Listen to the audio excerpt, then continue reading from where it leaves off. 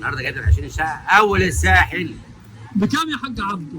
ادفع 50,000 وتقسط على 4 سنين. حبيبي يا حاج عبده، طب واجمالي سعر الشقه كام يا حاج عبده؟ 350,000 بس. استلام فوري يا حاج عبده؟ فوري يا سيدي. ده الشاطئ الشقه يا حاج عبده؟ ده الشاطئ كمان. 350,000 بس يا حاج عبده؟ بس يا سيدي. جواب نهائي يا حاج عبده؟ هو بغباوته وشه العكر. هو بعينه بغباوته وشكله العكر. ليه بس كده يا حاج عبده؟ وريهم الحلاوه وكمان عيشوا وعيشونا معاكم. جنب يا حاج عبده، يا حاج عبده انا جاي لك بال 50,000 وهنستلم. لا تحتيهم ولا فوقيهم، هم 350 بس.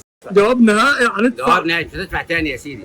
ادفع 50 وهتقسطوا 300 على 4 سنين. يلا بينا نشوف الشقه عايز يا إيه حاج تاني؟ عبده. عايز نشوف عيش الشقه. حياتك يا سيدي. وريهم الجمال. يلا بينا.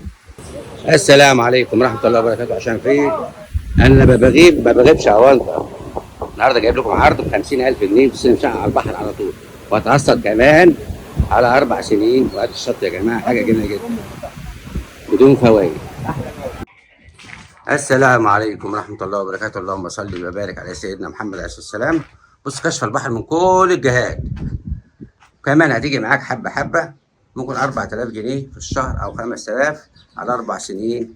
بالنسبه للاستلام فوري، مفيش بكره ولا بعد. يا جماعه اجمل شيء العقارات. النهارده لو معاك 50,000 وحاططهم تحت المخده ومستني يبقوا 60، انت كده بتهزر وبتحلم. حياه صعبه. هتطلع منهم 5 في 6 في خلال شهر، ما تلاقيش غير الاستيك ده لو طولته. لو حاطهم في عقار انت في الامان مفيش زياده. ده مطبخ مقفول. اللهم صل وبارك على سيدنا محمد عليه الصلاه والسلام. بالنسبه للاستلام يا جماعه فوري. العقار مرخص كمان. اشوفكم على خير في فيديو جديد. تحياتي محمد عبده، والسلام عليكم ورحمه الله وبركاته. واجهه بحريه، واي حد يتمنى الواجهه البحريه.